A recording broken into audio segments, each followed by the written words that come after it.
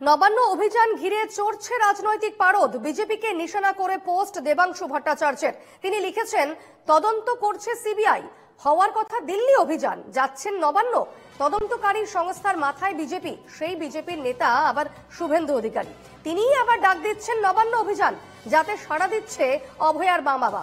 এই অভয়ার মা বাবাই আবার ৩-৪ বারের উপর প্রধানমন্ত্রীর সাথে দেখা করতে চেয়েও পারেননি। দিল্লি যাওয়ার পর সন্তান হারা বাবা মাকে ঘন্টার পর ঘন্টা অপেক্ষায় রাখা হয়েছে। সামান্য অমিত শাহ পর্যন্ত এক ঝলক দেখা দেননি। সেই দলেরই নেতার ডাকা নবান্ন অভিযানে যাচ্ছেন তারা। উল্টো দিকে সেই মুখ্যমন্ত্রী, যিনি ঘটনার পরে স্বয়ং তাদের বাড়ি গিয়েছিলেন, ফোনে কথা বলেছেন, 12 ঘন্টার মধ্যে একমাত্র অভিযুক্তকে গ্রেফতার করেছেন, যিনি শুরু থেকে পূর্ণ সহযোগিতা করতে চাইলেন, যার কাছে আপনাদের হেঁটে যেতে হয়নি, যিনি নিজে এসে উপস্থিত হয়েছিলেন আপনাদের কাছে, তারই বিরুদ্ধে আন্দোলন করতে নামছেন সেই সমস্ত মানুষদের ডাকে সাড়া দিয়ে, যারা আপনাদের সামান্য 2 মিনিট সময় দেওয়ারও যোগ্য মনে করেননি। এক্সপোস্টে লিখছেন তৃণমূলের আইটি সেলের প্রধান দেবাংশু ভট্টাচার্য।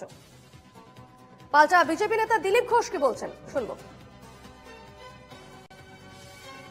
টিএমসি সরকার ভয়ের মধ্যে আছে, কারণ আজকে এটা জন আন্দোলনের রূপ নিতে পারে।